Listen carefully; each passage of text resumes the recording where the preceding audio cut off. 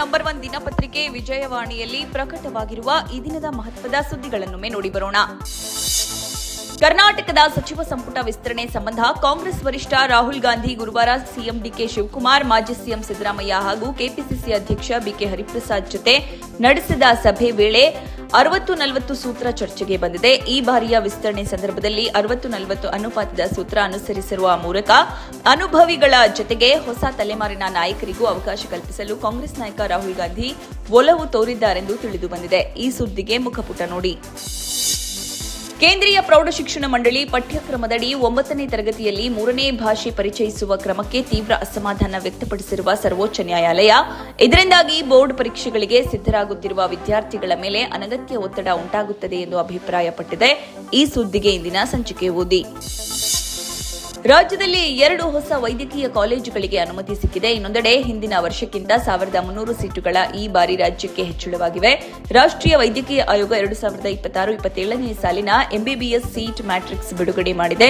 15,395 ಸೀಟುಗಳು ಲಭ್ಯತೆಯೊಂದಿಗೆ ಕರ್ನಾಟಕ ಈಗ ದೇಶದಲ್ಲಿಯೇ ಅತಿ ಹೆಚ್ಚು ವೈದ್ಯಕೀಯ ಸೀಟುಗಳನ್ನು ಹೊಂದಿರುವ ರಾಜ್ಯ ಎಂಬ ಹೆಗ್ಗಳಿಕೆಗೆ ಪಾತ್ರವಾಗಿದೆ. ಈ ಸುದ್ದಿಗೆ ಸಮಸ್ತ ಕರ್ನಾಟಕ ಪುಟ ನೋಡಿ. ರಾಜ್ಯದಲ್ಲಿ ನೈಋತ್ಯ ಮುಂಗಾರು ಕಣ್ಣಾಮುಚ್ಚಾಲೆಯಾಡುತ್ತಿದ್ದು ಭರದತ್ತ ಕರುನಾಡು ಮುಖ ಮಾಡಿದೆ. 240 ತಾಲೂಕುಗಳ ಪೈಕಿ 188ರಲ್ಲಿ ಮಳೆ ಅಭಾವ ಸೃಷ್ಟಿಯಾಗಿದೆ. ಈ ಬೆಳವಣಿಗೆ ಹಿನ್ನೆಲೆಯಲ್ಲಿನ ನಾಡಿನ ಜಲಾಶಯಗಳಲ್ಲಿ ಕ್ರಮೇಣ ನೀರಿನ ಸಂಗ್ರಹ ಕುಸಿಯುತ್ತಿದೆ. ಬಿತ್ತನೆ ಕಾರ್ಯಕ್ಕೂ ಅಡ್ಡಿ ಉಂಟಾಗಿದೆ. ಈ ಸುದ್ದಿಗೆ ಸಮಸ್ತ ಕರ್ನಾಟಕ ಪುಟ ನೋಡಿ. ಭಾರತದ ರೈಲ್ವೆ ಇತಿಹಾಸದಲ್ಲಿ ಶುಕ್ರವಾರ ಹೊಸ ಮೈಲಿಗಲ್ಲು ಸ್ಥಾಪನೆಯಾಗಲಿದೆ. ಪ್ರಧಾನಿ ನರೇಂದ್ರ ಮೋದಿ ಅವರು ಜಿಂದ್ ರೈಲ್ವೆ ನಿಲ್ದಾಣದಲ್ಲಿ ದೇಶದ ಮೊಟ್ಟಮೊದಲ ಹೈಡ್ರೋಜನ್ ಚಾಲಿತ ರೈಲಿಗೆ ಹಸಿರು ನಿಶಾನೆ ತೋರಲಿದ್ದಾರೆ. ಈ ಕುರಿತ ಸಮಗ್ರ ಮಾಹಿತಿಗೆ ದೇಶ ವಿದೇಶ ಪುಟ ನೋಡಿ. ಒಡಿಶಾದ ಪುರಿ ಜಗನ್ನಾಥ ದೇವಾಲಯದಲ್ಲಿ ಗುರುವಾರ ನಡೆದ ಪಹಂಡಿ ಆಚರಣೆಯನ್ನ ಧಾರಾಕಾರ ಮಳೆ ಮಧ್ಯೆಯೇ ಲಕ್ಷಾಂತರ ಭಕ್ತರು ಕಣ್ತುಂಬಿಕೊಂಡರು. ಈ ವೇಳೆ ನಡೆದ ಕಾಲ್ತುಳಿತದಂತಹ ಪರಿಸ್ಥಿತಿಯಲ್ಲಿ ಒಬ್ಬ ಮೃತಪಟ್ಟು ಹಲವರು ಗಾಯಗೊಂಡಿದ್ದಾರೆ. ಈ ಸುದ್ದಿಗೆ ದೇಶ ವಿದೇಶ ಪುಟ ನೋಡಿ. ಚೀನಾದ ಇಂದಿನ ಯುವ ಪೀಳಿಗೆಯು ಕಾರು, ಮನೆ ಅಥವಾ ದುಬಾರಿ ಗ್ಯಾಜೆಟ್ಗಳ ಬದಲಾಗಿ ಭಾವನೆಗಳು ಮತ್ತು ನೆಮ್ಮದಿಯನ್ನ ಖರೀದಿಸುತ್ತಿದೆ. ಇದಲ್ಲೇ ಇರುವ ಸಂಬಳ, ಭವಿಷ್ಯ, ಆತಂಕ ಮತ್ತು ನಿರುದ್ಯೋಗದ ಒತ್ತಡಕ್ಕೆ ಸಿಲುಕಿರುವ ಅಲ್ಲಿನ ಯುವಕರು ತಮಗೆ ಕ್ಷಣಿಕ ಸಂತೋಷ ಹಾಗೂ ಎಮೋಷನಲ್ ವ್ಯಾಲ್ಯೂ ನೀಡುವಂತಹ ವಸ್ತುಗಳು ಮತ್ತು ಅನುಭವಿಗಳಿಗಾಗಿ ಹಣ ಖರ್ಚು ಮಾಡುತ್ತಿದ್ದಾರೆ. ಮನರಂಜನೆ, ಭಾವನೆಗಳನ್ನು ಹಂಚಿಕೊಳ್ಳುವುದು ಮತ್ತು ನೆಮ್ಮದಿ ಪಡೆದುಕೊಳ್ಳುವುದಕ್ಕಾಗಿ ಯುವ ಜನರು ಈಗ ಟ್ರಕ್ಕಿಂಗ್ ಗೈಡ್ಗಳಿಂದ ಹಿಡಿದು ಅಮ್ಯೂಸ್ಮೆಂಟ್ ಪಾರ್ಕ್ಗಳ ಕಲಾವಿದರಿಗೂ ಹಣ ಪಾವತಿಸ್ತಾ ಇದ್ದಾರೆ. ಈ ಹೊಸ ಟ್ರೆಂಡ್ ಕುರಿತಾದ ವಿವರಕ್ಕೆ ಚಿಂತನ ಪುಟ ನೋಡಿ.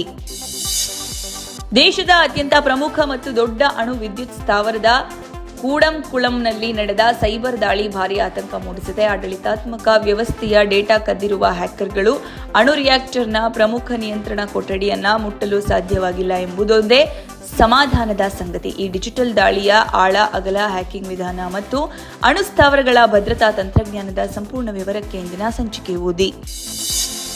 ದೇಶದಲ್ಲಿ ಸಂಚರಿಸುವ ಪ್ರಯಾಣಿಕ ವಾಹನಗಳ ಇಂಧನ ದಕ್ಷತೆಯನ್ನು ಮತ್ತಷ್ಟು ಹೆಚ್ಚಿಸುವ ಮತ್ತು ಕಾರ್ಬನ್ ಡೈಆಕ್ಸೈಡ್ ಹೊರಸೂಸುವಿಕೆಯನ್ನು ಗಣನೀಯವಾಗಿ ತಗ್ಗಿಸುವ ನಿಟ್ಟಿನಲ್ಲಿ ಕೇಂದ್ರ ಇಂಧನ ಸಚಿವಾಲಯ ಕಟ್ಟುನಿಟ್ಟಾದ ಕೆಫೆ 3 ನಿಯಮಾವಳಿ ಕರಡು ಪ್ರತಿಯನ್ನು ಬಿಡುಗಡೆ ಮಾಡಿದೆ. ಈ ಸುದ್ದಿಯ ಜೊತೆಗೆ ಷೇರುಪೇಟೆ, ಚಿನ್ನ, ಬೆಳ್ಳಿ ದರ ಕುರಿತ ಮಾಹಿತಿಗೆ ಮನಿ ಮಾತು ನೋಡಿ.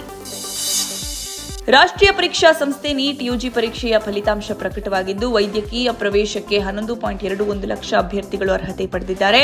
ಪಂಜಾಬ್ನ ಆರ್ಯನ್ ಗುಪ್ತಾ ಮತ್ತು ಹರಿಯಾಣದ ಪನ್ಶುಲ್ ಬನ್ಸಾಲ್ 720ಕ್ಕೆ 715 ಅಂಕ ಪಡೆದು ಟಾಪರ್ಸ್ ಆಗಿದ್ದಾರೆ. ಈ ಸುದ್ದಿಗೆ ಮುಖಪುಟ ನೋಡಿ. ಚಿತ್ರದಿಂದ ಚಿತ್ರಕ್ಕೆ ವಿಭಿನ್ನ ಪಾತ್ರಗಳಲ್ಲಿ ನಟಿ ಕಾಜಲ್ ಕುಂದರ್ ಮಿಂಚುತ್ತಿದ್ದಾರೆ. ಬಾಂಡ್ ರವಿ, ಕೆಟಿಎಂನಲ್ಲಿ ಲವರ್ ಗರ್ಲ್, ಬಿಳಿ ಚುಕ್ಕಿ, ಹಳ್ಳಿ ಚುಕ್ಕಿ, ಮೇಘಾದಲ್ಲಿ ಪೆಪೆ ಮತ್ತು ಮ್ಯಾಂಗೋ ಪಚ್ಚಾದಲ್ಲಿ ರಗಡ್ ಆಗಿ ಕಾಣಿಸಿಕೊಂಡಿದ್ದ ಅವರು ಇದೀಗ ಮೊದಲ ಬಾರಿಗೆ ನಗಿಸಲು ಮುಂದಾಗುತ್ತಿದ್ದಾರೆ. ಈ ಸುದ್ದಿಗೆ ಸಿನಿವಾಣಿ ನೋಡಿ. ಇವಿಷ್ಟೇ ಅಲ್ಲ, ಮುಂಜಾನೆ ಮಾತು, ಅಂತರಂಗ, ಭವಿಷ್ಯ, ಮನೋವಿಕಾಸದ ಕಾಲಂಗಳು, ಕ್ರೀಡೆ, ಸಿನಿಮಾ, ದೇಶ ವಿದೇಶಗಳ ಭರಪೂರ ಸುದ್ದಿಗಳ ವಿಶೇಷಗಳಿಗಾಗಿ ವಿಜಯವಾಣಿ ಓದಿ.